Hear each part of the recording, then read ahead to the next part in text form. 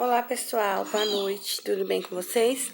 Vamos lá, mais uma aula da disciplina Enfermagem, Urgência e Emergência aplicada aos técnicos de enfermagem do curso Técnico em Enfermagem do Instituto São Miguel para a turma de Ibirapitanga. Aqui quem está falando é a professora Eliane e continuando os nossos aulões, hoje nós falaremos de duas das principais emergências no mundo. Em qualquer lugar que você vá, esses dois fatores são fatores de risco. O primeiro deles é o AVC ou AVE, acidente vascular cerebral ou acidente vascular encefálico. Os dois nomes diz respeito à mesma patologia e é o famoso derrame. Gente, no conceito, o AVC ou AVE, ele é quando os vasos do cérebro, eles entopem ou eles se rompem. E isso vai causar paralisia da área cerebral e, consequentemente, da área que é corporal, que aquela região cerebral, ela comanda. Lembrando que o cérebro, ele funciona do lado oposto. Então, se o AVC for do lado direito do cérebro, vai atingir o lado esquerdo do corpo. Se for do lado esquerdo do cérebro, vai atingir o lado direito do corpo, tá? E assim, o principal fator é a ausência de circulação sanguínea, que vai fazer com que falte também oxigênio, porque a função do sangue é levar oxigênio. É uma doença que acomete mais homens, tá? É uma das principais causas de morte e de incapacitação em todo o mundo. Gente, o AVC ele tem dois tipos. Lembram que eu falei no slide anterior? Que ele é o entupimento ou extravasamento de sangue. Então, quando entope o vaso, é um AVC isquêmico. Acontece a obstrução, é uma isquemia, tá? Não passa oxigênio daquela região para frente. Então, a veia, a artéria, ela é obstruída por um trombo ou por um êmbolo, tá? E o AVC isquêmico, ele é o mais comum de todos. Ele apresenta em 85% dos casos e tem maior chance de sobrevida. Já o outro é o hemorrágico, que é quando o vaso rompe e há extravasamento, né, hemorragia sanguínea dentro do parênquima cerebral, seja em qualquer região. Ele é responsável por 15% dos casos e é mais grave e leva à morte com mais frequência. Então, uma das coisas que se deve atentar é pacientes com suspeita de AVC que vão fazer tomografia, o indicativo é tomografia sem contraste, porque se for um AVC hemorrágico, o contraste ele vai extravasar. E olha lá como acontece. No isquêmico, né, tem a obstrução do fluxo sanguíneo pelo trombo e vai ter a anóxia, que é a ausência de oxigênio. Já no hemorrágico, vai ter a ruptura do vaso e vai ter uma hemorragia. E essa hemorragia, além de aumentar a pressão intracraniana, vai impedir a chegada, né, de oxigênio na região após esse rompimento. Olha lá, gente, essa região escura é a região necrosada, é a região que foi atingida pela isquemia, tá? Ou no hemorrágico, essa vermelha é onde o sangue se acumula e tem também o aumento da pressão intracraniana. Os fatores de risco, gente, para o AVC. Hipertensão, diabetes tipo 2, porque a diabetes tem a questão da osmolaridade sanguínea, né? O sangue ele fica mais viscoso, mais pegajoso, tem isso também. Colesterol por causa das placas, né, de ateroma, sobrepeso, obesidade, tabagismo, álcool em excesso, a idade, o sedentarismo, o uso de drogas, um histórico familiar também e ser do sexo masculino é um agravante para o AVC. O que causa o AVC hemorrágico, gente? A causa principal é a hipertensão arterial sistêmica, né? Ou a ruptura de um aneurisma. No entanto, ele pode ser causado por outros fatores também. Ferimentos, tratamento, arritmias, doenças de válvula cardíaca, defeitos cardíacos congênitos, vasculites, insuficiência cardíaca. E o AVC hemorrágico pode ser consequência do infarto. Já o isquêmico, ele pode ser de 4 subgrupos, tá? Ele pode ser de aterotrombótico, que é quando a placa, né, são maiores que os vasos, as placas de aterosclerose, aí ela provoca a oclusão da luz do vaso, né? Ou pode também causar a formação de êmbolos, e esses êmbolos vão obstruir a luz do vaso. Ele pode ser cardioembólico, que é quando um edema, né, o êmbolo, ele vem do coração e ele vai até o cérebro e ele se aloja em algum lugar do cérebro e ele vai se alojar em um lugar que ele é maior, então ele vai obstruir. E também ele pode ser de outra etiologia. Por exemplo, em jovens, ele pode estar vinculado a distúrbios de coagulação.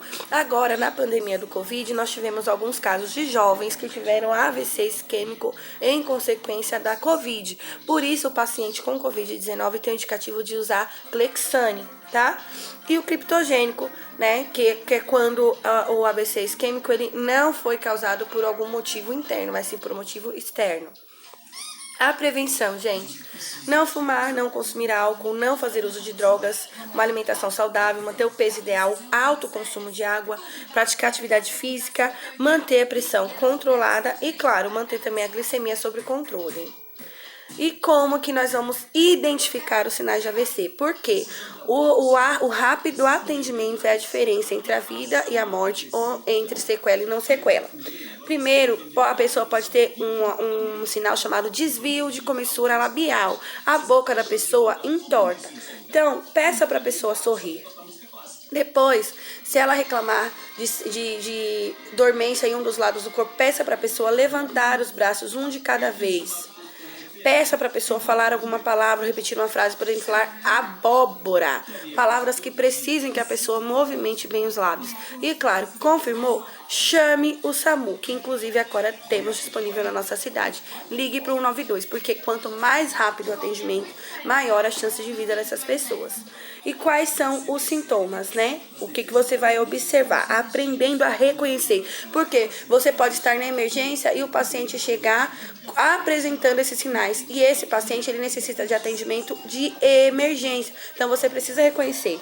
Na face, a assimetria, né? Ficou torta a boca, os olhos, a dificuldade na fala. Um outro sinal importantíssimo em relação ao AVC, a falta de visão, ou a visão nublada, a pessoa falar que está vendo estrelas, por exemplo, perda da força e em um dos lados do corpo, né, hemilateral, ou uma forte dor de cabeça também, principalmente com uma pressão. E essa dor de cabeça geralmente é súbita. Olha lá, dificuldade para enxergar, formigamento, fraqueza em hemicorpo, dor de cabeça súbita, desvio de comissura e dificuldade para falar. Gente, aí o exemplo de desvio de comissura, a boca realmente entorta, cai para um lado, viu? Todas as pessoas com AVC vai ter desvio de comissura? Não, mas é um dos principais sintomas. E bora lá, para compreender. O AVC tem dois tipos, o isquêmico, que pode ser cardioembólico ou arteriotrombótico, o hemorrágico, que ele pode ser intraparactamentoso ou subaracnoide, ou seja, dentro do cérebro ou superficial. O quadro clínico. Ele pode ser agudo, né, que acontece em alguns minutos, então vai ter um déficit neurológico focal, perda da força, perda da sensibilidade, déficit visual, déficit de fala. E o subagudo, que vai demorar algumas horas.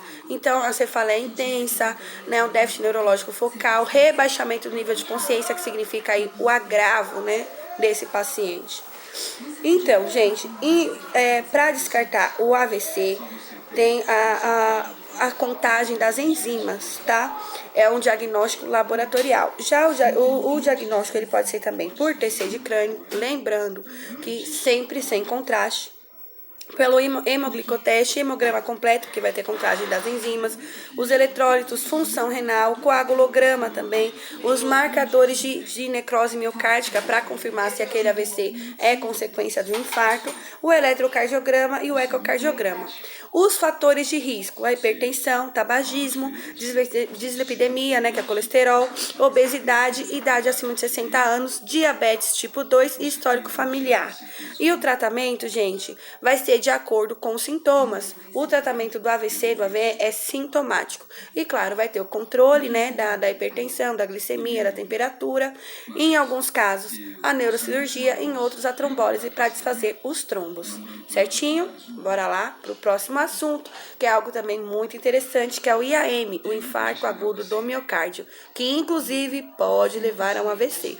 Gente, o ideal é que vocês consigam fazer a ligação entre as patologias, para que nós possamos ter uma boa compreensão da matéria. Por isso, em qualquer dúvida, falem comigo. O IAM, gente, é devido à isquemia, agora no músculo cardíaco, tá? Pela oclusão total ou parcial de uma artéria. tá? Normalmente ela é causada devido a um trombo e vai levar à redução do fluxo sanguíneo, à diminuição do oxigênio e de nutrientes, e isso vai levar à necrose celular. O que é necrose celular? Morte daquelas células. Olha lá, gente. A artéria coronariana bloqueada por um trombo, estão vendo? O bloqueio não é total, ele vai iniciando, né? Vai se acumulando as placas, então ocorre o bloqueio.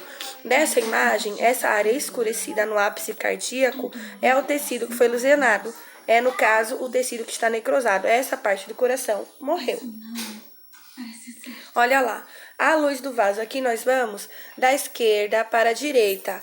O vaso, ele tem que estar aberto, estão vendo? Ele é extenso.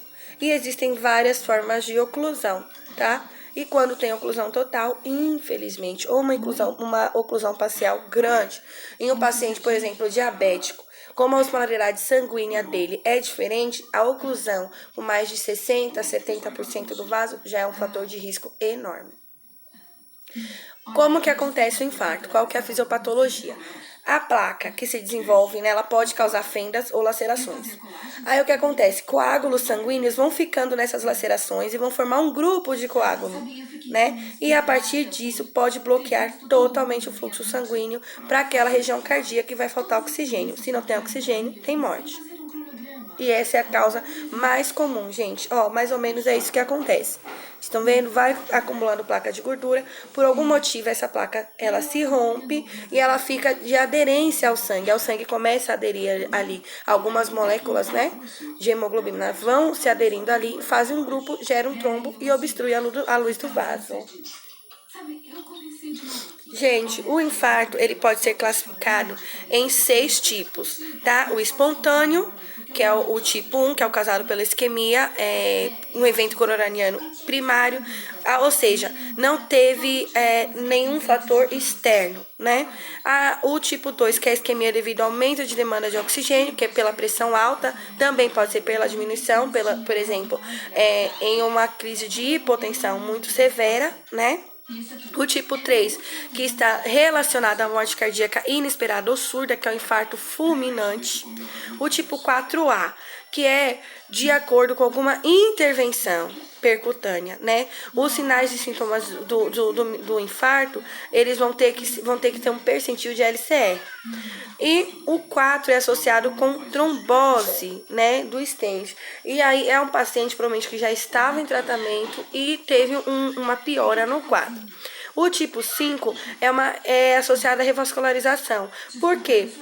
Às vezes a pessoa tem microinfartos e por isso o próprio coração cria outras linhas de circulação. É por isso, inclusive, que um idoso tem mais chances de sobreviver ao infarto do que um jovem, porque ele já tem uma circulação colateral instalada e o jovem não. O jovem tem apenas a circulação padrão do coração. Então, quais são os sintomas do infarto? Gente, é importantíssimo observar isso. E o infarto ele tem uma peculiaridade em relação a homens e mulheres. Então, basicamente, é uma dor forte no peito, como se fosse uma compressão. Uma sensação de dormência que irradia para o braço esquerdo. Tosse, tontura, falta de ar, sudorese intensa, palidez cutânea e náusea e sensação de indigestão. Em homens e mulheres, os sintomas são diferentes. E o que acontece?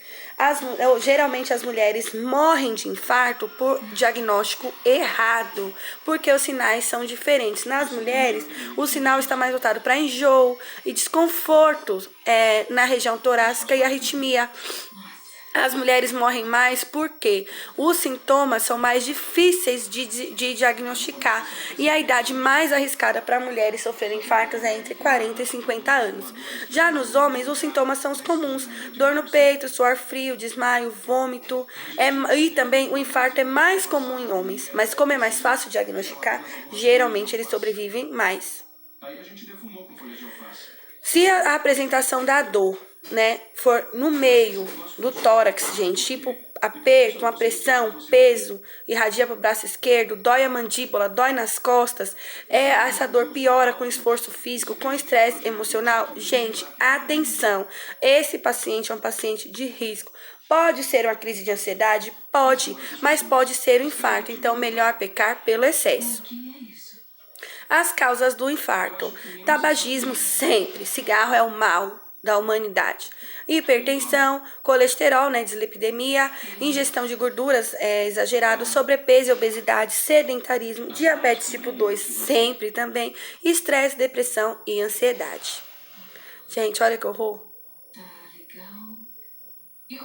O diagnóstico vai ser clínico pelos sintomas, pelos sinais e sintomas. Você deve ter um olhar clínico para sinalizar o seu enfermeiro, para sinalizar o médico e dar uma atenção maior a esse paciente. Ele vai precisar também de eletrocardiograma e da análise bioquímica, então precisa também fazer a punção, a coleta de sangue.